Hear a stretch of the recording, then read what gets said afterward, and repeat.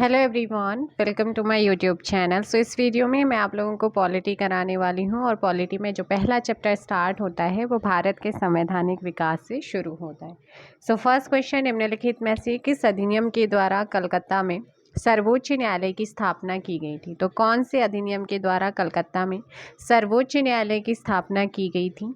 Answer हो जाएगा आपका 1973 का जो रेगुलेटिंग एक्ट था उसके तहत 1774 में इसकी स्थापना होती है और इस सुप्रीम कोर्ट का जो पहले मुख्य न्यायाधीश बनते हैं वो है sir Elijah Impey. Next question आप लोगों का है क्वेश्चन नंबर 2। भारतीय शासन व्यवस्था में प्रतिनिधि एवं लोकप्रिय घटक को समाविष्ट करने का पहला प्रयास किस अधिनियम के द्वारा किया गया?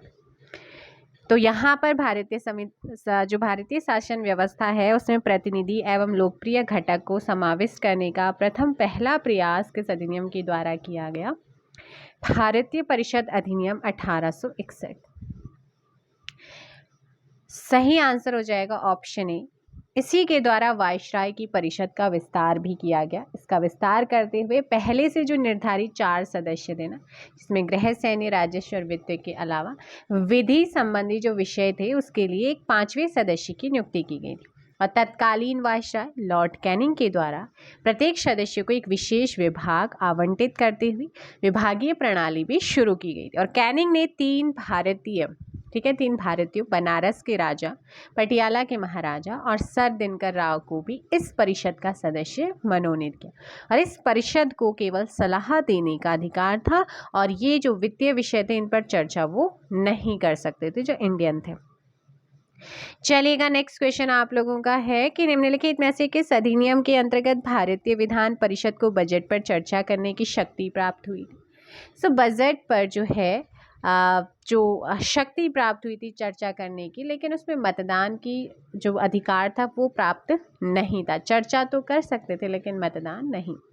अप्रत्यक्ष निर्वाचन पद्धति का आरंभ किया जाना इसी अधिनियम की एक विशेषता भी मानी जाती है और ये अधिनियम है आपका ऑप्शन बी, भारत परिषद अधिनियम 1892।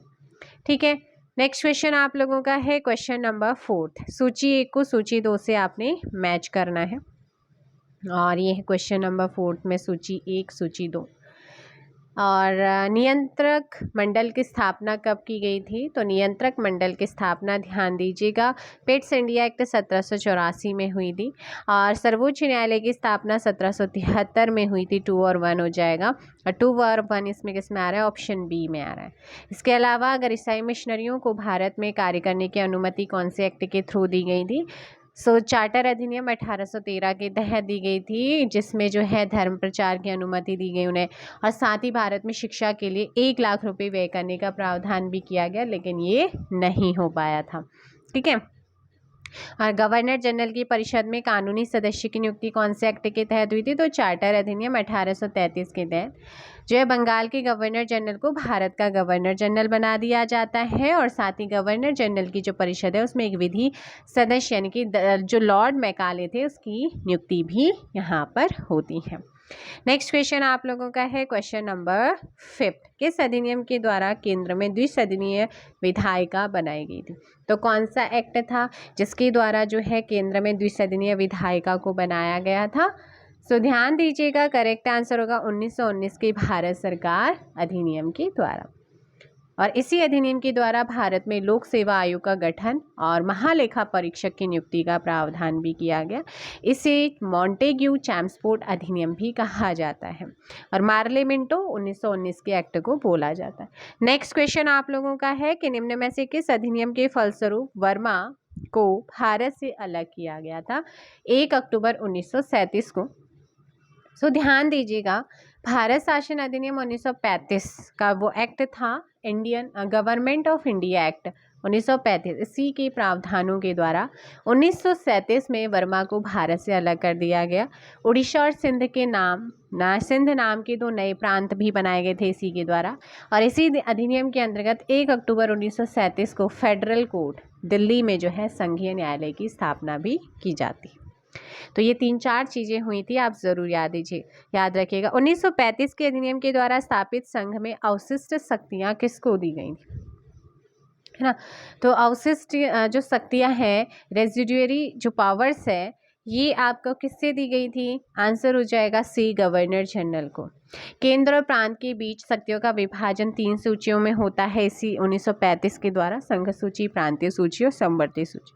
और इसमें जो अवशिष्ट शक्तियां थी, रेजिडुअरी पावर थी, और उसके साथ साथ विदेश, प्रतिरक्षा और कुछ आपातकालीन इमरजेंसी अधिकार किसे दिए गए थे? गवर्नर को दिए गए। नेक्स्ट क्वेश्चन आप लोगों का है, अखिल भारतीय संघ स्थापित करने का प्रावधान शामिल किया गया था कौन से एक्ट के द्वारा? तो अखिल भारतीय संघ स्थापित करने का प्रावधान शामिल किया गया था किस अधिनियम के द्वारा? 1935, भारत सरकार अधिनियम 1935 में एक अखिल भारतीय संघ, ऑल इंडिया फेडरेशन स्थापित करने का प्रावधान किया गया था। लेकिन ये व्यवस्था लागू नहीं की जा सकी क्योंकि जो देशी रियासत थी ना, उन देशी रियासतों ने इसमें शामिल होने से इनकार कर दिया था, इसीलिए। नेक्स्ट क्वेश्चन नंबर है 9, राष्ट्रपति को अध्यादेश जारी करने की शक्ति किस अधिनियम के द्वारा जो है दी गई थी? तो अध्यादेश पता है कि जो राष्ट्रपति है ना, अगर वर्तमान में अगर संविधान में देखा जाता है तो ये जो आपका अनुच्छेद 130 है, उसके तहत राष्ट्रपति क्या करते हैं? अध्यादेश जारी करते हैं। लेकिन ये अध्यादेश जारी करने की जो शक्ति है किस अधिनियम के द्वारा दी गई थी? सो अधिनियम याद रखना 1935 की अधिनियम की जो धारा 42 है कि धारा 42 के द्वारा ये प्रेरित होती है। आंसर हो जाएगा बी। नेक्स्ट क्वेश्चन आप लोगों का है, भारत की संघात्मक व्यवस्था निम्नलिखित में से किस देश से ली गई है? तो भारत की जो संघात्मक है ना व्यवस्था है, ये हमने किस देश से जो है ग्रहण की है? तो याद रखना है, भारत की संघात्मक व्यवस्था, शासन व्यवस्था कनाडा के संविधान से हमने ग्रहण की है। कनाडा के संविधान में केंद्र राज्यों की तुलना में अधिक क्या होता है? पावरफुल होता है, सशक्त होता है। और भारत में अवशिष्ट शक्तियों का उल्लेख 248 अनुच्छेद 248 में है। पर विधि बनाने का अधिकार किसको है? संसद को है। ठीक है, अवशिष्ट शक्तियों पर जो कि अनुच्छेद 248 के तहत विधि बनाने का अधिकार संसद को है। अनुच्छेद 201 के अकॉर्डिंग राज्यपाल द्वारा किसी विधेयक को राष्ट्रपति के लिए आरक्षित रिजर्व करना आदि उपबंध भी हमने कहाँ से लिया है? कनाडा के संविधान से ही लिया है। नेक्स्ट क्वेश्चन आपका है, सूची 1 को सूची 2 से आपने मैच करना है और ये आपकी यहाँ पर सूचियाँ दी गई हैं। क्वेश्चन नंबर 11 आप लोगों के सामने है।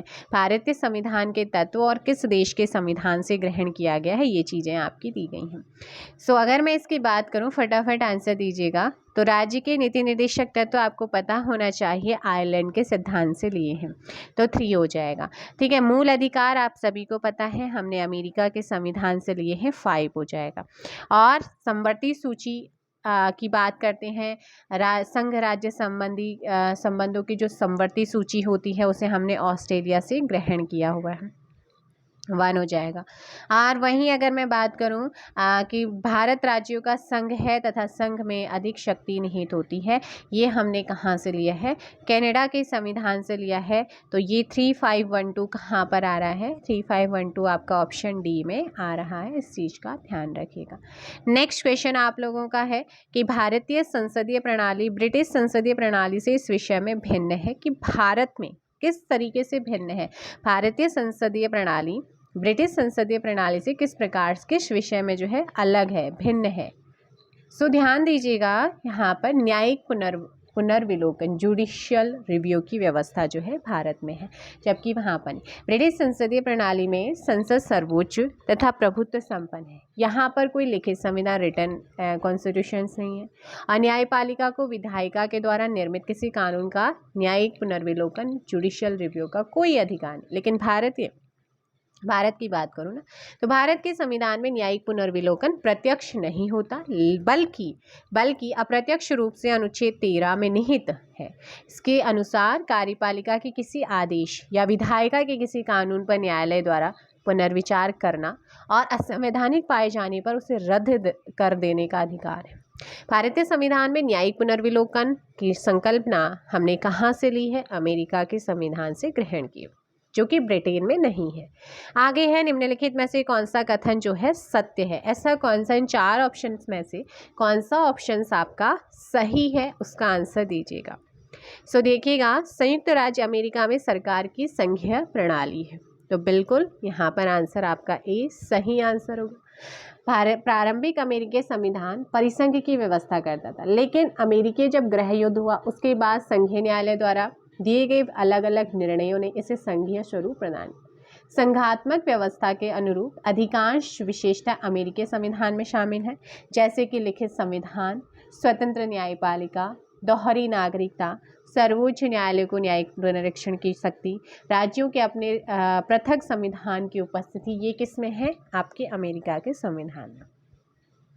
भारतीय संविधान में निहित मौलिक अधिकारों की अवधारणा जो है हमने किस देश के संविधान से ग्रहण की है?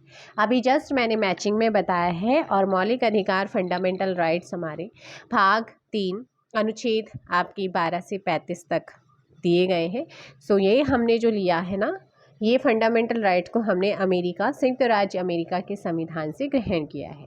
और अमेरिका के अधिकार पत्र बिल ऑफ राइट्स के समान, इन मतलब कि जो मौलिक अधिकार हैं उन्हें वहाँ पर क्या कहा जाता है? बिल ऑफ राइट्स कहा जाता है। ठीक है। और इन अधिकारों को प्राकृतिक, नेचुरल और अपरिहार्य, ठीक है, ये भी अधिकार भी कहा जाता है, प्राकृतिक और अपरिहार्य अधिकार भी कहा जाता है। नेक्स्ट क्वेश्चन आप लोगों का, BR अम्बेडकर, भीमराव अम्बेडकर जी के द्वारा जो है संविधान सभा में जो निर्वाचन हुआ था वो कहाँ से हुआ? जब तक जो बांग्लादेश वर्तमान का और उस टाइम का जो पश्चिमी पाकिस्तान, पूर्वी पाकिस्तान था, वो जब तक अलग नहीं हुए थे, यानी कि भारत का विभाजन नहीं हुआ था 1946 में, तो उस समय जो है डॉक्टर अम्बेडकर 1946 में जब चुनाव हुए थे ना, तो अविभाजित भारत का जो बंगाल प्रांत है, बंगाल प्रांत के जो पूर्वी भाग, अभी हमारा एक वेस्ट, हमारा क्या है, पश्चिम बंगाल हमारा है, लेकिन जो इसका पूर्वी हिस्सा था जिसे आज बांग्लादेश और उस टाइम पे पूर्वी पाकिस्तान बोला जाता है, तो वहाँ से वे क्या होते हैं? निर्वाचित होते हैं, क्योंकि वो पूरा इंडिया का पार्ट था। जब चुनाव हो गए, इलेक्शन हो जाते हैं और फिर विभाजन हो जाता है। विभाजन के बाद जो है ये बम्बई प्रेसिडेंसी के पूना संसदीय क्षेत्र से उपचुनाव में निर्वाचित हुए थे। आंसर हो जाएगा बी, बम्बई प्रेसिडेंसी यहाँ पर सही होगा। डॉक्टर BR अम्बेडकर का जन्म कब और कहाँ हुआ और मृत्यु कब हुई थी? तो इनका जन्म कब हुआ और मृत्यु कब हुई? सो ध्यान दीजिएगा, अगर मैं बात करूं तो देखिएगा ये इम्पोर्टेंट क्यों है। डॉक्टर भीमराव अम्बेडकर को संविधान के निर्माण में इन्होंने मुख्य भूमिका निभाई थी, इसलिए जाना बहुत ज़्यादा माना है और दलितों के लिए उन्होंने बहुत ज़्यादा वर्क भी किया। इनका जन्म 14 अप्रैल 1891, इनकी जयंती मनाते हैं ना 14 अप्रैल को, अभी हाल ही में मनाई 14 अप्रैल 1891 में महू मध्य प्रदेश में हुआ। इनकी जो मृत्यु हुई है वो हुई है 6 दिसंबर 1956 को दिल्ली में। आंसर हो जाएगा बी। 1891, 14 अप्रैल 1891 महू मध्य प्रदेश और मृत्यु 6 दिसंबर 1956 दिल्ली में हुई थी। नेक्स्ट क्वेश्चन आपका है, निम्नलिखित में से कौन अगस्त 1946 ईस्वी में गठित प्रथम अंतरिम सरकार का सदस्य नहीं था? तो पहली अंतरिम सरकार का सदस्य इनमें से कौन नहीं था?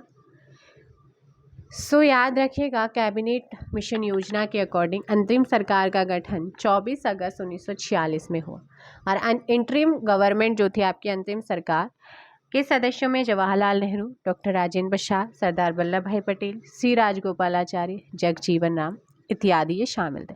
लेकिन डॉक्टर राधाकृष्ण, S राधाकृष्ण अंतरिम सरकार के सदस्यों में नहीं शामिल थे, बल्कि ये स्वतंत्र भारत के पहले उपराष्ट्रपति चुने गए। ऑप्शन सी यहाँ पर सही होगा। भारत की संविधान सभा का पहला अधिवेशन कब हुआ था? सो आप सभी को पता है भारतीय संविधान की जो पहली बैठक है या पहला अधिवेशन है वो 9 दिसंबर 1946 को हुआ। Option B. उसके जिसके जो अस्थायी अध्यक्ष, क्योंकि वरिष्ठ जो अध्यक्ष थे वो थे डॉक्टर सच्चिदानंद सिंह, इसलिए वरिष्ठ सदस्य को ही अस्थायी अध्यक्ष बनाएगा। जब 2 दिन के बाद जो दूसरी बैठक होती है 11 दिसंबर 1946 को, है ना, और इसमें स्थायी सदस्य डॉक्टर राजेंद्र प्रसाद को चुना जाता है। और एक चीज़ और, जो संविधान सभा की जो पहली बैठक हुई थी इसमें मुस्लिम लीग ने इसमें भाग नहीं लिया, कोई भी मुस्लिम लीग का सदस्य इसमें शामिल नहीं हुआ। और इस बैठक में 389 सदस्यों में से केवल 211 सदस्यों ने ही क्या किया था, पार्टिसिपेट किया था इस पहली बैठक। नेक्स्ट क्वेश्चन आप लोगों का है कि संविधान सभा के समक्ष संविधान की प्रस्तावना किसने प्रस्तुत की? संविधान सभा के सामने संविधान की प्रस्तावना के रूप में नहीं हमने पेश की गई थी, इसे जो हमारे पंडित जवाहरलाल नेहरू हैं इन्होंने 13 दिसंबर 1946 पहली बैठक 9 दिसंबर 1946, दूसरी 11 दिसंबर। 11 के बाद 2 दिन बाद ही 13 दिसंबर 1946 को जब बैठक होती है, वहाँ पर पंडित जवाहरलाल नेहरू उद्देशिका के रूप में एक प्रस्ताव रखते हैं, है ना, ऑब्जेक्टिव रिजोल्यूशन यानी कि उद्देश्य प्रस्ताव के रूप में जिसे जाना जाता है, और जिसमें भारत के भावी प्रभुसत्ता संपन्न लोकतांत्रिक गणराज्य की रूपरेखा प्रस्तुत की थी।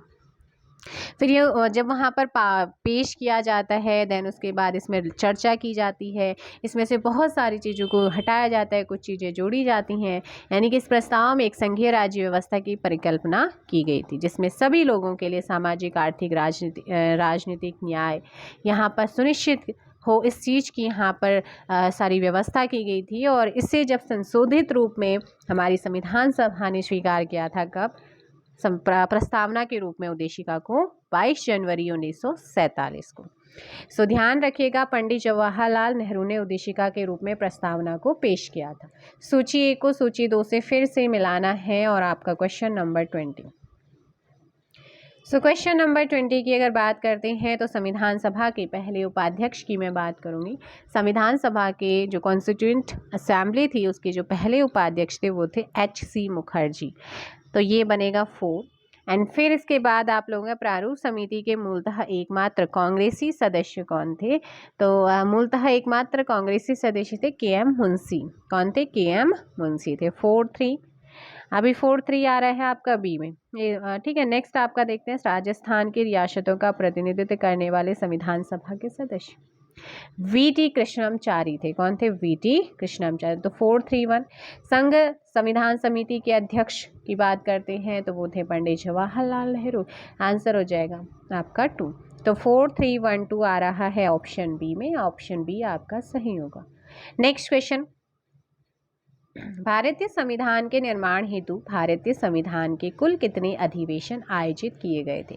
तो भारतीय संविधान के निर्माण के लिए भारतीय संविधान सभा के द्वारा टोटल कितने अधिवेशन आयोजित हुए थे? ध्यान दीजिएगा, अगर मैं बात करूं यहाँ पर भारतीय संविधान के निर्माण में, जो संविधान सभा है इसको 2 वर्ष 11 माह 18 दिन का सम्मेलन, और इस दौरान कुल 11 अधिवेशन, कुल अवधि 165 दिन आयोजित हुए थे, और इसमें लगभग 64 लाख रुपए का खर्च भी हुआ था। आंसर हो जाएगा सी। आगे क्वेश्चन, संविधान सभा में सदस्यों का निर्वाचन कैसे हुआ? हमारी जो संविधान सभा बनी ना, उसमें जो सदस्यों का निर्वाचन हुआ वो किस आधार पर हुआ था? प्रांतीय विधानसभा के सदस्यों के द्वारा अप्रत्यक्ष निर्वाचन पद्धति के आधार पर हुआ था।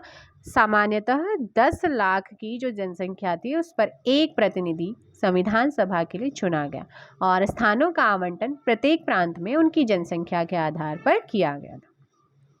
आंसर हो जाएगा प्रांतीय विधानसभा के सदस्यों के द्वारा अप्रत्यक्ष निर्वाचन पद्धति के रूप में हुआ था।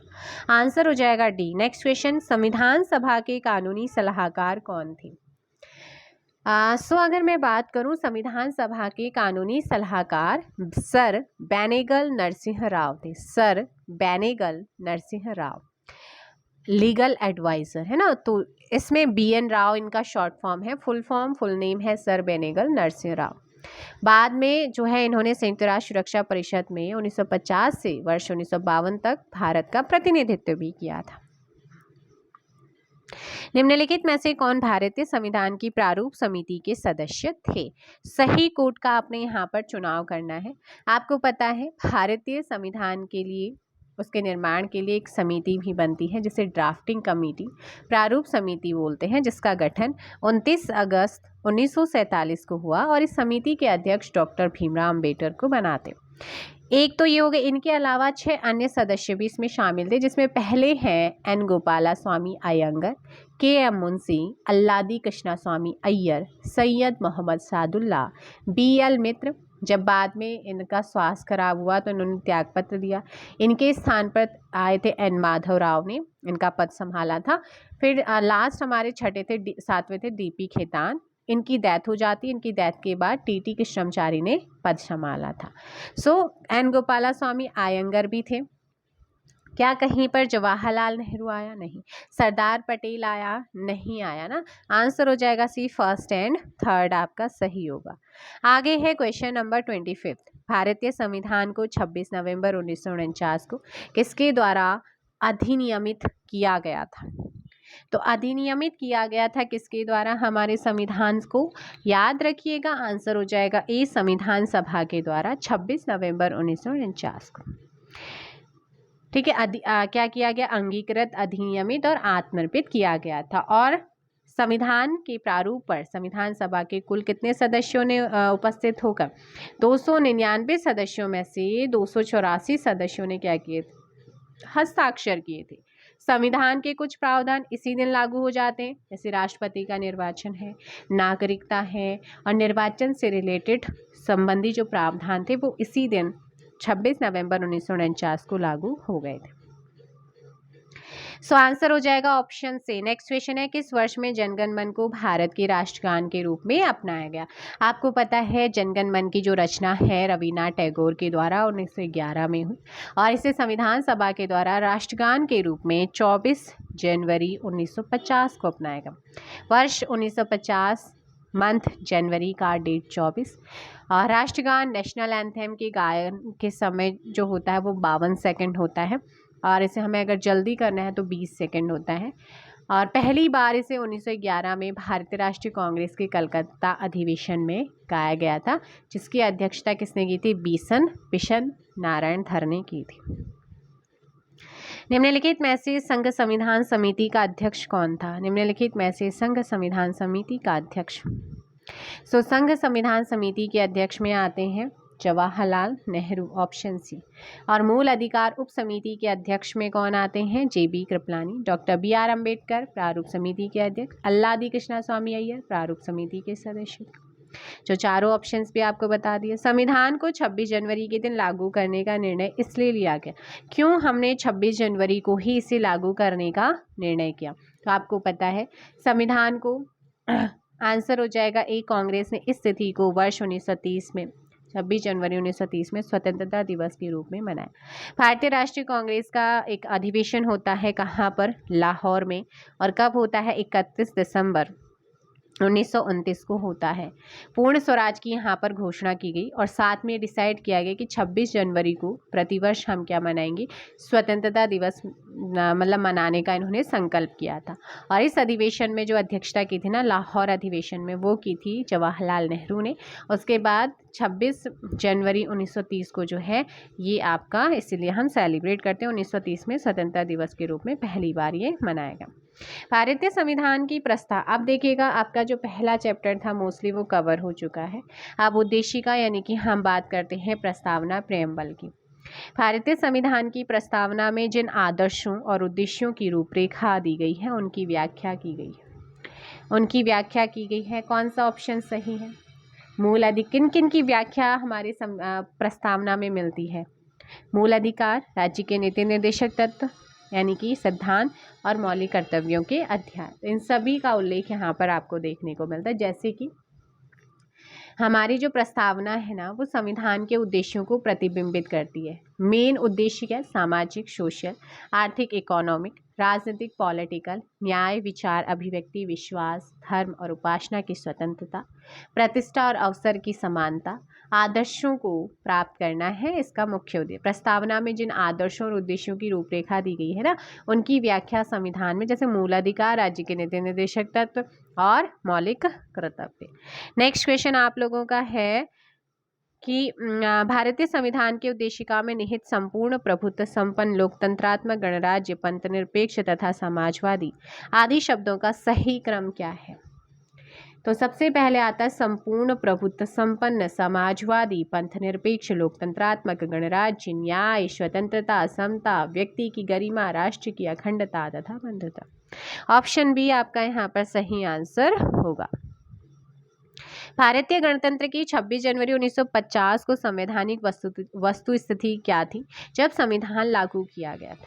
तो उस समय हमारे जो मूल संविधान है उसमें क्या चीज़ था? उसमें था संपूर्ण प्रभुत्व संपन्न लोकतंत्रात्मक गणराज्य। ठीक है, क्योंकि धर्मनिरपेक्ष आपका बाद में आया है इसलिए तो हो नहीं सकता है। तो आंसर हो जाएगा, जो प्रॉपरली आपका आंसर होगा वो जाएगा सी। नेक्स्ट क्वेश्चन आप लोगों का है, कि संविधान में हमारे राष्ट्र का उल्लेख किन नामों से किया जाता है। तो हमारा जो संविधान है उसके अकॉर्डिंग हमारे राष्ट्र के 2 नाम हैं, भारत अर्थात इंडिया। अनुच्छेद 1 का जो फर्स्ट पार्ट है उसके अकॉर्डिंग भारत अर्थात इंडिया राज्यों का संघ है। India that is Bharat shall be union of states. Answer हो जाएगा आपका ए। नेक्स्ट क्वेश्चन आप लोगों का है, भारतीय संघवाद को सहकारी संघवाद किसने कहा। जो भारतीय संघवाद है इसको सहकारी संघवाद किसने कहा है। तो एक अमेरिकी इतिहासकार थे जी ऑस्टिन, ठीक है, इन्होंने भारतीय संघवाद को सहकारी संघवाद, और केसी वियर ने भारतीय संविधान को एक अर्ध परिसंघीय क्वैसी फेडरल संविधान का। ठीक है, तो आंसर हो जाएगा यहाँ पर ऑप्शन सी। और उद्देशिका का जो विचार है हमने कहाँ से लिया है, संयुक्त राज्य अमेरिका से, और संविधान ठीक है संविधान से, और इसकी भाषा हमने ऑस्ट्रेलिया के संविधान से ग्रहण की। हम भारत के लोग we the people of India शब्दों का प्रयोग संविधान में कहाँ किया गया है। ऑप्शन डी आपका भारत संविधान की प्रस्तावना में। निम्नलिखित शब्दों में से कौन सा शब्द सन 1975 में भारतीय संविधान की प्रस्तावना में शामिल नहीं था। आंसर हो जाएगा डी अखंडता। आपको पता है 42वें संविधान संशोधन अधिनियम 1976 के द्वारा 3 शब्द समाजवादी सोशलिस्ट, पंथनिरपेक्ष या धर्मनिरपेक्ष सेकुलर, अखंडता इंटीग्रिटी, इन शब्दों को जो है जोड़ा गया था, 3 शब्दों को। इसके द्वारा भारतीय संविधान में व्यापक परिवर्तन होता है और इस संशोधन से 2 नए अध्याय 4 क 14 का और 9 नए अनुच्छेदों को जोड़ा गया था और 52 अनुच्छेदों यानी कि आर्टिकल्स में संशोधन किया गया था। सभी व्यक्ति पूर्णतः और समान रूप से मानव हैं, यह सिद्धांत जाना जाता है किस रूप में। तो इसे हम कहते हैं यूनिवर्सलिज्म यानी कि सार्वभौमिकता। ऑप्शन ए, सभी व्यक्ति पूर्णतः और समान रूप से क्या है, मानव है, तो इसे कहते हैं सार्वभौमिकता। इसके अनुसार वे सभी व्यक्तियों को उनके मानव अधिकार समान रूप से बिना किसी भेदभाव के उपलब्ध होने चाहिए। भारत के संदर्भ में निम्न में से कौन पंथनिरपेक्ष शब्द का सही भाव व्यक्त करता है। सेकुलर शब्द का मतलब क्या है, जिसे 42वें संविधान संशोधन अधिनियम 1976 द्वारा जोड़ा गया। पंथनिरपेक्ष राष्ट्र से तात्पर्य ऐसे राज्य या ऐसे राष्ट्र से जो किसी धर्म विशेष को राज्य के धर्म के रूप में मान्यता नहीं देता, यानी कि राज्य का कोई धर्म नहीं होता, उसके सभी धर्म उसके लिए एक समान होते हैं। आंसर हो जाता है यहाँ पर 9 का ऑप्शन डी, भारत में राज्यों का कोई धर्म नहीं है। पंथनिरपेक्ष राज्य में धर्म व्यक्तिगत इंडिविजुअल विषय माना जाता है, ये ध्यान रखें।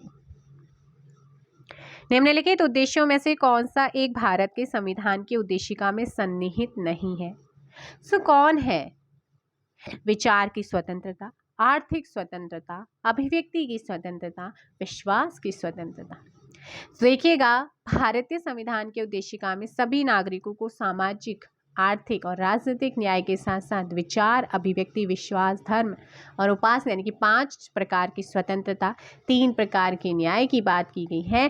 कहीं पर भी आर्थिक देखो आर्थिक स्वतंत्रता की बात तो नहीं की गई, लेकिन आर्थिक न्याय की बात है। यहाँ पर पूछा तो स्वतंत्रता, तो आर्थिक स्वतंत्रता है नहीं, ऑप्शन बी क्या है, आर्थिक न्याय है, इसीलिए ऑप्शन बी।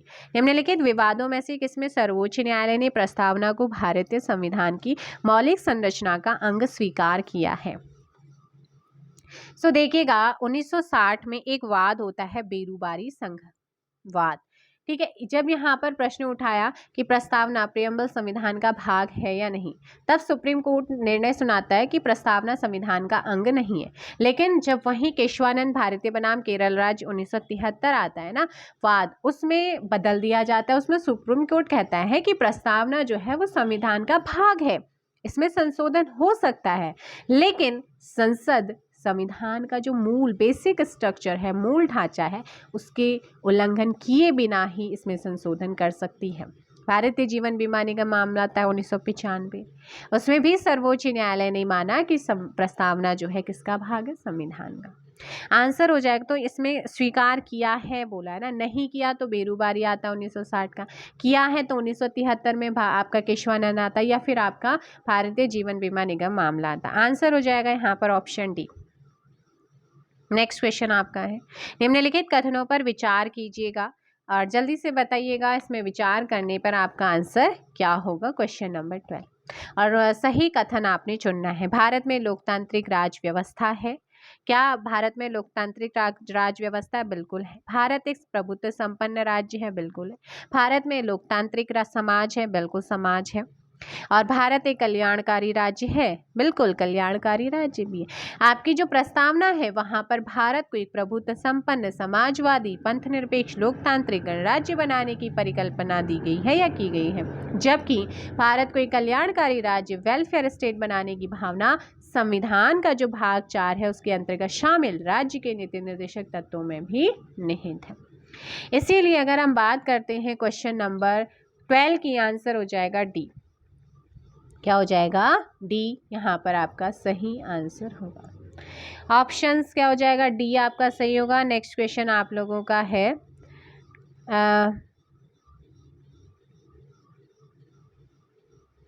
चलेगा। नेक्स्ट है कि संविधान के पहले अनुच्छेद के अनुसार भारत क्या है? अब चैप्टर आपका 3rd है राज्य और संघ राज्य क्षेत्र। तो संविधान के पहले अनुच्छेद के अनुसार भारत क्या है? भारत राज्यों का संघ है। Option D. आर्टिकल 1 से 4 तक और भाग 1 के अंतर्गत संघ और उसके राज्य क्षेत्र यूनियन एंड इट्स टेरिटरी का उल्लेख किया गया है, जिसके अकॉर्डिंग अनुच्छेद 1 के अनुसार भारत अर्थात इंडिया क्या है? राज्यों का संघ है। ठीक है। और सेकंड है राज्यों की राज्य क्षेत्र आ जाते हैं अनुच्छेद में। 3rd में राज्य संघ क्षेत्र की बात होती है। और ठीक है, नेक्स्ट क्वेश्चन आप लोगों का है भारत की देशी रियासतों के विलय में किन 2 व्यक्तियों ने महत्वपूर्ण भूमिका निभाई थी? आंसर हो जाएगा जब 562 देशी रियासतें लगभग और इनमें से 559 का जो विलय है भारत में हो गया था और 3 रियासत जैसे हैदराबाद को पोलो ऑपरेशन के द्वारा, जूनागढ़ को जनमत संग्रह द्वारा, JNK को विलय अधिपत्र के माध्यम से भारत में शामिल किया गया था, जिन्हें जो है भारत का विस्मार्क भी है कहा जाता है। तो वो है आपके कौन? जल्दी बताइए। आंसर हो जाएगा बी सरदार पटेल और इनकी जो सहायता की थी वो थी VP मेनन ने। Option B. नेक्स्ट क्वेश्चन आप लोगों का भारत में संघ राज्यों का प्रशासन किसके द्वारा किया जाता है? तो ये आपका संघ राज्यों का प्रशासन राष्ट्रपति के द्वारा होता है। अनुच्छेद 239 का 1 के अकॉर्डिंग संसद विधि द्वारा संघ राज्य क्षेत्रों के प्रशासन की व्यवस्था कर सकती। उसके अधीन संघ राज्य क्षेत्रों का प्रशासन राष्ट्रपति स्वयं द्वारा नियुक्त प्रशासक के माध्यम से करेगा। तो आंसर हो जाएगा ए। नेक्स्ट क्वेश्चन आप लोगों का है पूर्व वर्ष 1948 में सरकार द्वारा भाषाई आधार पर राज्यों के पुनर्गठन के विषय में परीक्षण हेतु नियुक्त प्रथम भाषाई प्रांत आयोग के अध्यक्ष कौन थे? तो स्वतंत्रता के बाद 1947 में देशी रियासतों का एकीकरण अस्थायी व्यवस्था के आधार पर हुआ तथा देश के अलग अलग भागों में विशेष रूप से जो हमारा साउथ इंडिया है, दक्षिण भारत में मांग उठने लगी कि राज्यों का पुनर्गठन भाषा के आधार पर। इसलिए जून 1948 में SK धर की अध्यक्षता में एक आयोग बनता है जिसे बोला जाता है भाषाई प्रांत आयोग, लिंग्विस्टिक प्रोविंस कमीशन। इनकी नियुक्ति की गई। आयोग ने सिफारिश की कि राज्यों का पुनर्गठन किस आधार पर? भाषा के स्थान पर प्रशासनिक सुविधा के अनुसार किया जाना चाहिए। और इससे अत्यधिक असंतोष फैला जब इसने बोला कि भाषा के आधार से अधिक प्रशासनिक सुविधा के आधार पर हो। तो दिसंबर 1948 में एक अन्य भाषाई प्रांत समिति का गठन होगा जिसके सदस्य जवाहरलाल नेहरू, सरदार वल्लभ भाई पटेल, पट्टाभी सीतारामैया थे, जिसे JVP समिति के नाम से जाना जाता। आंसर हो जाएगा 4th का ऑप्शन सी, SK धर में ये बना था भाषाई जो आपका प्रथम भाषाई प्रांत आयोग था। राज्य पुनर्गठन आयोग ने 1 नवंबर 1956 को कितने राज्यों तथा कितने संघ राज्य क्षेत्रों का गठन किया था? ऑप्शन हो जाएगा 5 का ए, 14 राज्य एवं 6 संघ राज्यों का। नेक्स्ट क्वेश्चन आप लोगों का है नए राज्य के गठन की शक्ति किसमें निहित है? तो नए राज्य के गठन की शक्ति या पावर किसको मिली हुई है अनुच्छेद 3 के अनुसार? आंसर हो जाएगा इसमें ऑप्शन सी, संसद यहाँ पर सही आंसर होगा ऑप्शन ए। किस संविधान संशोधन द्वारा दिल्ली को राष्ट्रीय राजधानी क्षेत्र का दर्जा प्रदान किया गया है? तो ये आपको अधिनियम भी पूछा जाता है। 69वें संविधान संशोधन 1991 के द्वारा जो है आंसर हो जाएगा ऑप्शन बी।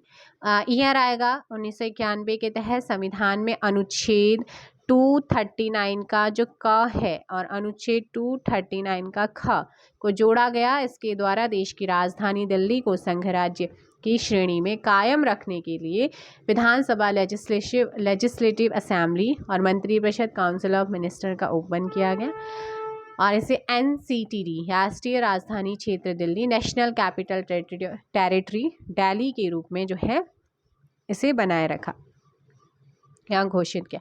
छत्तीसगढ़ राज्य की स्थापना कब हुई है, आपसे पूछा है। जो छत्तीसगढ़ की स्थापना 1 नवंबर 2000 को और MP से अलग हुआ।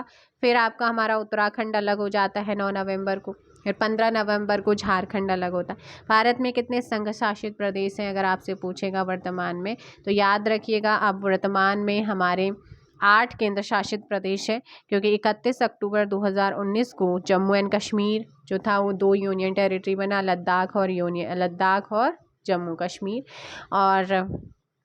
और वहीं अंडमान आपका कौन सा है, दमन एंड दीव एंड दादरा नगर हवेली 26 जनवरी 2020 को जो इन दोनों को एक कर दिया गया, इसलिए जो है 8 यूनियन टेरिटरी हैं।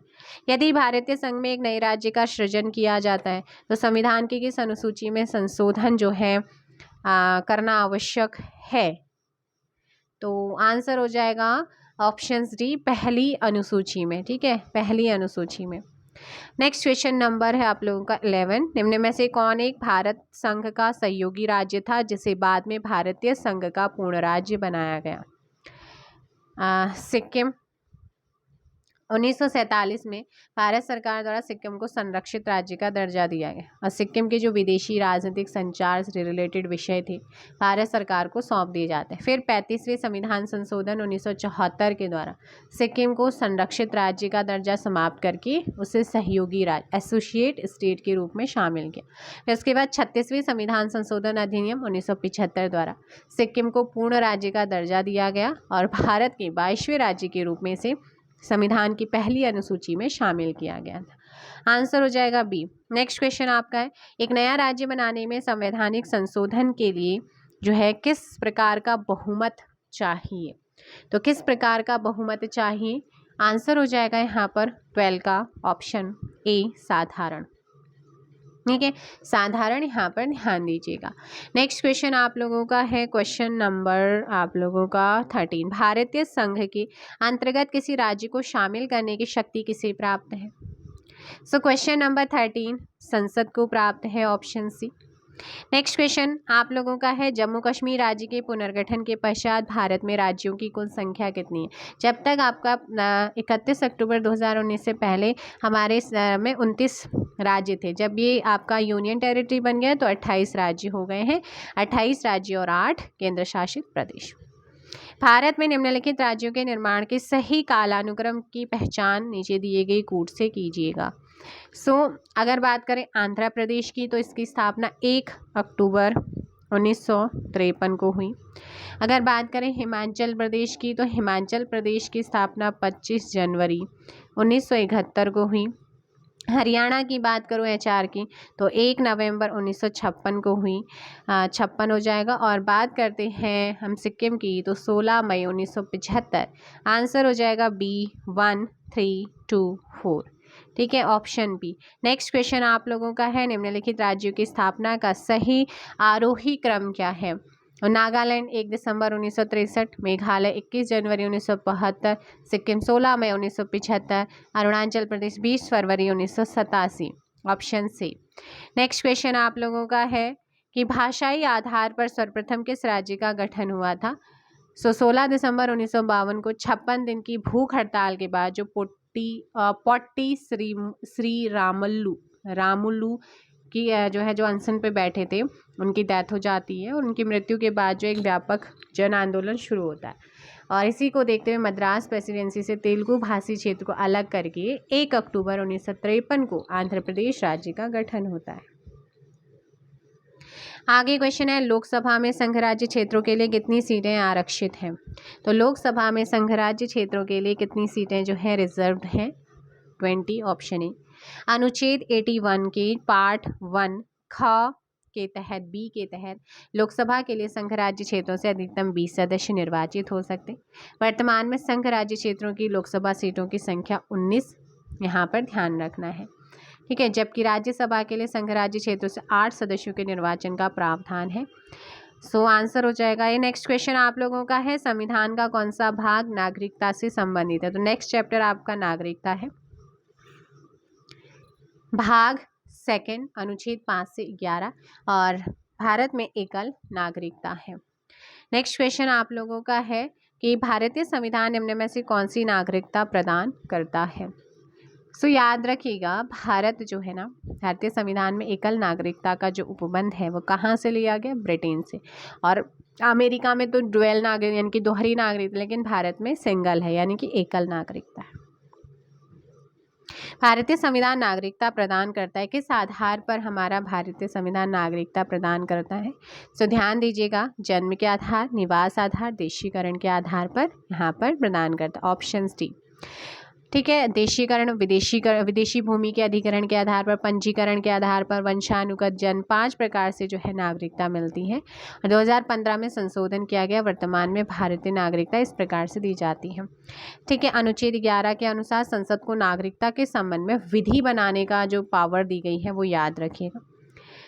और नेक्स्ट क्वेश्चन आप लोगों का है कि किस देश में दोहरी नागरिकता का सिद्धांत स्वीकार किया गया है? संयुक्त राज्य अमेरिका में, वहाँ राज्यों का अलग संविधान होता है, केंद्र का अलग। निम्न में से किस स्थिति में किसी भारतीय नागरिक की नागरिकता समाप्त हो सकती है? परित्याग करने पर, पर्यावसन पर, वंचित किए जाने पर। तो वो सभी स्थिति में होता है। Option D. नेक्स्ट क्वेश्चन है, संविधान के 26 नवंबर 1949 को अंगीकृत किए जाने के साथ संविधान के कौन से प्रावधान तुरंत लागू कर दिए गए? तो मैंने आपको पहले भी बताया था, जैसे कि आपका नागरिकता का प्रावधान था, चुनाव से रिलेटेड था, अंतरिम संसद संबंधी आपके जो प्रावधान थे, इन सभी को जो है उसी दिन लागू किया गया।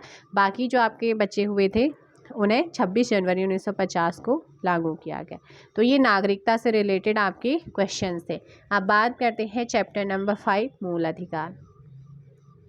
भारतीय संविधान के किस भाग में नागरिकों को मौलिक अधिकारों का उल्लेख किया गया है? तो भाग है आपका कौन सा, जल्दी बताइए। अनुच्छेद 12 से 35 तक इनका उल्लेख किया गया है। इन्हें बिल ऑफ राइट्स, अधिकार पत्र, अमेरिका के अधिकार पत्र के समान माना जाता है और अमेरिका के संविधान से हमने इन्हें ग्रहण किया है भाग 3 में। ऑप्शन डी आपका सही होगा। नेक्स्ट क्वेश्चन आपका है, निम्नलिखित में से कौन सा मूल अधिकार भारतीय संविधान में नागरिकों को नहीं प्रदान करता है? तो आंसर हो जाएगा यहाँ पर क्वेश्चन नंबर 2 का सी, सूचना का अधिकार। ये एक विधिक अधिकार, देखिएगा अब इसे जो है 19(1) के तहत भी माना जाता है कहीं कहीं पर, और वैसे इसे राइट टू इंफॉर्मेशन एक्ट 2005 के तहत लीगल राइट्स माना गया है, लेकिन अभी जो है आयोग ने इसे मौलिक अधिकार 19(1) में भी रखा है। तो मेरे अकॉर्डिंग, ऑप्शंस के अकॉर्डिंग फिर ऑप्शन सी होगा यहाँ पर। नेक्स्ट है, निम्नलिखित में से किस अनुच्छेद में समानता के अधिकार का प्रावधान है?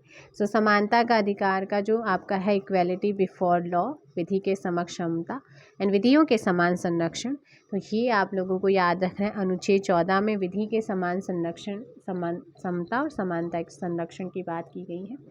सो नेक्स्ट क्वेश्चन आप लोगों का है फोर्थ, भारतीय संविधान का कौन सा अनुच्छेद अस्पृश्यता का उन्मूलन करता है? यानी कि अस्पृश्यता का उन्मूलन जो है वो हो जाएगा आपका अनुच्छेद 17, ऑप्शन डी। नेक्स्ट क्वेश्चन आपका है, निम्न में से कौन सा युग्म सही सुमेलित नहीं है? तो 17 अभी बताया था, अस्पृश्यता के अंत की बात करता है और आंसर हो जाएगा आपका सी, ठीक है। और 18 जो है वो सैन्य उपाधियों की अनुमति यानी कि उपाधियों से रिलेटेड है। नेक्स्ट क्वेश्चन आपका है, निम्नलिखित में से कौन सा अधिकार भारतीय संविधान के द्वारा प्रदत्त एक मौलिक अधिकार नहीं है? सो मौलिक अधिकार में कौन सा नहीं है? आपको पता होना चाहिए कि हमारा जो संपत्ति का अधिकार है, इसे जो है 44वें संविधान संशोधन 1978 के द्वारा संपत्ति के अधिकार, राइट टू प्रॉपर्टी से इसे कानूनी अधिकार बना दिया गया। और इसे जो 19 पहले ये अनुच्छेद 19 फर्स्ट के जो 4 पार्ट था उसमें, और अनुच्छेद 31 सूची से इसे हटा करके कहाँ पे डाल दिया गया? अनुच्छेद 300 क में से विधिक अधिकार बना दिया गया। प्रेस की स्वतंत्रता किस अधिकार में निहित है? सो प्रेस की स्वतंत्रता की बात करूं तो 19 का जो पार्ट 1 है, 1 का जो क है जिसमें वाक और अभिव्यक्ति की स्वतंत्रता की बात की गई है, उसी में प्रेस की स्वतंत्रता। और बाय चांस अगर आता है कि हम इसे मौलिक माने सूचना के अधिकार को, या तो फिर अब आयोग पे भी डिपेंड हो जाता है। कभी आयोग मानता है कि वो मौलिक अधिकार है, कभी मानता है कि वो सूचना का अधिकार है, यानी कि लीगल अधिकार है। सो यहाँ पर हो जाएगा आपका 7 का ऑप्शन बी, भाषण की स्वतंत्रता, वाक अभिव्यक्ति वाला। ठीक है, नेक्स्ट है भारतीय संविधान का अनुच्छेद 19 प्रदान करता है कितने प्रकार की स्वतंत्रताएं अनुच्छेद 19 के तहत हमें मिलती हैं? जैसे अभिव्यक्ति, वाक अभिव्यक्ति, सम्मेलन करने की, संघ बनाने की, आवास संचरण की, निवास करने की, व्यापार करने की। आंसर हो जाएगा 6, ऑप्शन से। किसी अपराध की अभिव्यक्ति को स्वयं अपने विरुद्ध गवाही देने के लिए बाध्य नहीं किया जा सकता।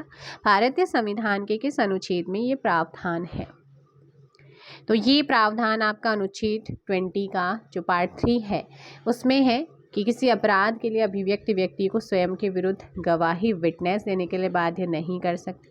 और वहीं अनुच्छेद 21 में प्राण एवं दैहिक स्वतंत्रता का अधिकार, अनुच्छेद 22 के अंतर्गत कुछ दशाओं में गिरफ्तारी और निरोध से संरक्षण का प्रावधान है। भारतीय संविधान के अनुसार जीवन का अधिकार एक है। आर्टिकल 21 में आपका राइट टू लाइफ है ना, इसका प्रावधान है। जीवन के अधिकार का यहाँ पर दिया गया है, ऑप्शन सी एक मौलिक अधिकार है। आगे आप यहाँ पर देखो, स्थायी आवास या निजता का अधिकार, राइट टू प्राइवेसी, ये भी आपका किस में आता है? इसी 21 में ही आता है। ठीक है, जीवन के अधिकार के रूप में। 6 से 14 वर्ष की आयु के सभी बच्चों, शिशुओं को शिक्षा का अधिकार है, लेकिन कौन से आर्टिकल के? तो यहाँ पर एक नया आपका 21 का पार्ट जोड़ा जाता है। 6 से 14 वर्ष की आयु के सभी बच्चों के लिए फ्री एंड अनिवार्य कंपलसरी एजुकेशन का प्रावधान है। और संसद द्वारा 46वें संविधान संशोधन 2002 के द्वारा जो है इसमें संविधान में शामिल किया गया। इतने में लक्ष्य प्राप्ति नहीं हुई, फिर संसद के द्वारा शिक्षा का अधिकार अधिनियम 2009 पारित होता है, जो कि 1 अप्रैल 2010 से प्रभावी रूप से पूरे भारत में लागू होता है। सो 11 का बी हो जाएगा, मौलिक अधिकार है। नेक्स्ट क्वेश्चन आपका है, मूल अधिकारों के अंतर्गत कौन सा अनुच्छेद बालकों के नियोजन से प्रत्यक्ष रूप से संबंधित है? अनुच्छेद 24 यहाँ पर आपका आंसर सही होगा। 24 बालकों के नियोजन के प्रतिषेध का उपबंध करता है। इसके अकॉर्डिंग 14 वर्ष से कम आयु के जो बच्चे हैं ना, उन्हें कारखाने, खान या माइंस होती हैं, या कोई भी आपका जो जोखिम वाला वर्क होता है वहाँ पर उन्हें काम करने की अनुमति नहीं है। 2 जून 2017 को एक बाल श्रम निषेध और विनियमन संशोधन अधिनियम 2017 के अनुसार 14 वर्ष से कम आयु के बच्चों के नियोजन पर पूर्ण प्रतिबंध लगा, जबकि 14 से 18 वर्ष के किशोरों को खतरनाक व्यवसायों के नियोजन पर पूर्ण प्रतिबंध है। ये 2017 में आपका संशोधन हुआ। किसी धर्म विशेष के संवर्धन के लिए करों के भुगतान की अनिवार्यता से मुक्ति की गारंटी दी गई है। तो कहाँ पर दी गई है? अनुच्छेद 27 के द्वारा, ऑप्शन सी आपका सही होगा। ठीक है, किसी ऐसे कर को व्यक्ति को देने के लिए बाध्य नहीं करेगा राज्य जो किसी धर्म या धार्मिक संप्रदाय की उन्नति में खर्च किया जाना हो, लेकिन राज्य कोई भी धार्मिक सुविधा देने के लिए शुल्क आरोपित कर सकता है। ये भी चीज़ वहाँ पर कही गई है। नेक्स्ट क्वेश्चन देखिएगा, क्वेश्चन नंबर है आप लोगों का 14। रिक्त स्थान की पूर्ति करें, अधिकार कर्तव्य ... तो ये कर्तव्यों को क्या करते हैं? अधिकार कर्तव्यों को अनुदेशित करते हैं, ऑप्शंस बी। नेक्स्ट क्वेश्चन आपका है 15। मूल अधिकारों से संबंधित विवाद निम्नलिखित में से कौन सा है?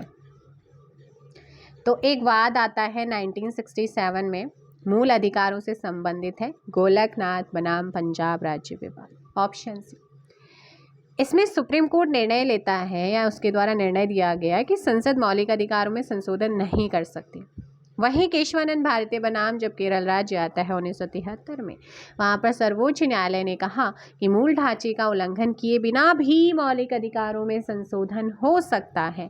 किसमें कहा कि नहीं हो सकता और किसमें कहा कि हो सकता है, तो ये विवाद आपको ध्यान रखना है। ठीक है, नेक्स्ट क्वेश्चन नंबर है आपका 16। निम्नलिखित में से कौन सा मूल अधिकार विदेशी नागरिकों को प्राप्त नहीं है? तो विदेशी नागरिकों को कौन कौन से मौलिक अधिकार प्राप्त नहीं है?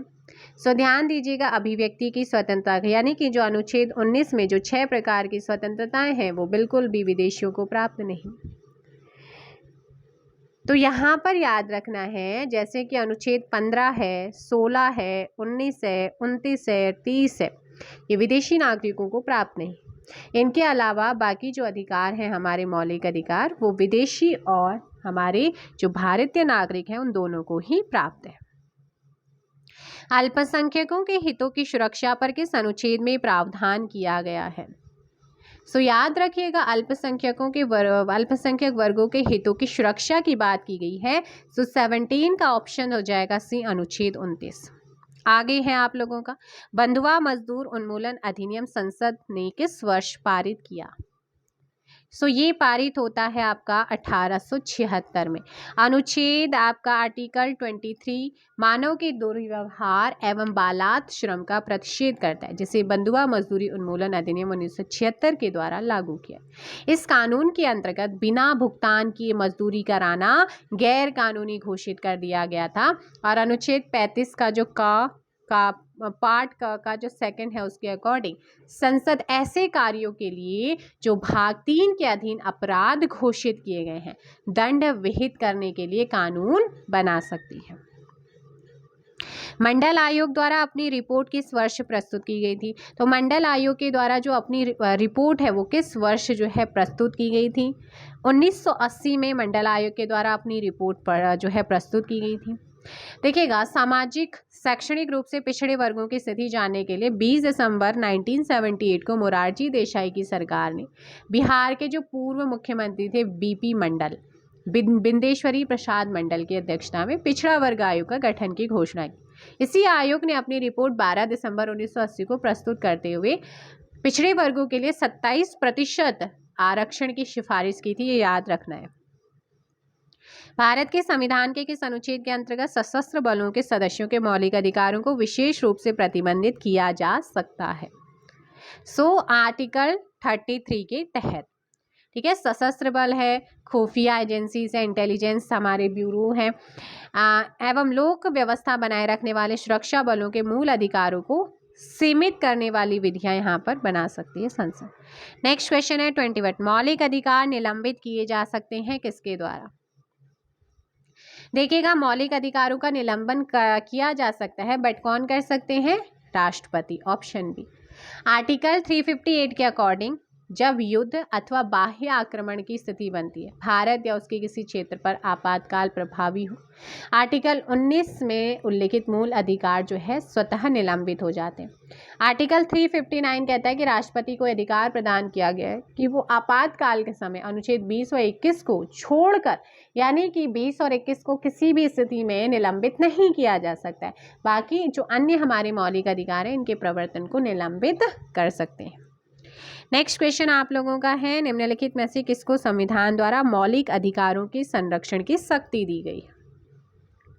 तो ये मौलिक अधिकारों के संरक्षण की शक्ति अभी आपको ऑप्शन दी, सर्वोच्च न्यायालय और उच्च न्यायालय। सर्वोच्च न्यायालय अनुच्छेद 32 और आपका हाई कोर्ट 226 के तहत क्या कर सकते हैं? 5 प्रकार के रिट जारी कर सकते हैं, ठीक है। और हमारे जो डॉक्टर BR अम्बेडकर थे उन्होंने आर्टिकल 32 जो संवैधानिक उपचारों का जो हम कॉन्स्टिट्यूशनल रेमेडीज जिसे बोला जाता है इस अनुच्छेद को, इसे क्या कहा है? संविधान, भारतीय संविधान का हृदय और आत्मा, सोल ऑफ कॉन्स्टिट्यूशंस कहा है। किसने? डॉक्टर अम्बेडकर ने, ठीक है। तो यहाँ पर इन रेट 5 प्रकार के रेट को जारी कर सकते हैं, जिसमें पहला बंदी प्रत्यक्षीकरण, परमादेश, प्रतिषेध, अधिकार परीक्षा, उत्प्रेषण रेट। नेक्स्ट है, निम्नलिखित में से कौन सी रिट व्यक्तिगत स्वतंत्रता का बुलवर्क है? तो व्यक्तिगत स्वतंत्रता का बुलवर्क अर्थात व्यक्ति को सशरीर प्रस्तुत करो, इस रिट के द्वारा उच्चतम न्यायालय यानी कि सुप्रीम कोर्ट जो है अनुच्छेद 32 और हाई कोर्ट यानी कि उच्च न्यायालय अनुच्छेद 226 के द्वारा किसी अवैध रूप से निरुद्ध व्यक्ति को छोड़ने के लिए आदेश जारी करता है। बंदी प्रत्यक्षीकरण व्यक्तिगत स्वतंत्रता का बुलवर्क किसे कहा जाता है? आंसर हो जाएगा बी।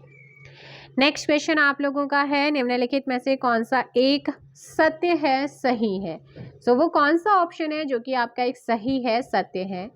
ध्यान दीजिएगा, इसमें आपका सही आंसर होगा भारतीय संविधान में मूल अधिकारों को शामिल करने के लिए नेहरू रिपोर्ट ने 1928 में ही क्या किया था, समर्थन किया था। तो मूल अधिकारों को सम्मिलित करने का समर्थन मोतीलाल नेहरू के द्वारा नेहरू रिपोर्ट सन 1928 के माध्यम से ही किया था। आगे है आपका निवारक नजरबंदी। ठीक है, निवारक नजरबंदी के अंतर्गत किसी व्यक्ति को बिना मुकदमा चलाए कितने दिनों तक बंदी बनाया जा सकता है। तो ये निवारक आपका है आर्टिकल 22 का 4, इसके तहत निवारक नजरबंदी का प्रावधान किया गया है और इसके अकॉर्डिंग किसी व्यक्ति को बिना मुकदमा चलाए कम से कम 3 माह तक बंदी बनाया जा सकता है। परंतु यदि किसी व्यक्ति को इससे अधिक समय तक नजरबंदी में रखना हो तो उच्च न्यायालय के न्यायाधीश की अध्यक्षता वाली समिति की अनुशंसा या अनुमति आवश्यक होती है। नेक्स्ट क्वेश्चन आप लोगों का है, उच्चतम न्यायालय के अनुसार निजी भवनों के ऊपर राष्ट्रीय ध्वज नेशनल फ्लैग को फहराना संविधान के किस अनुच्छेद के अंतर्गत शामिल किया गया है।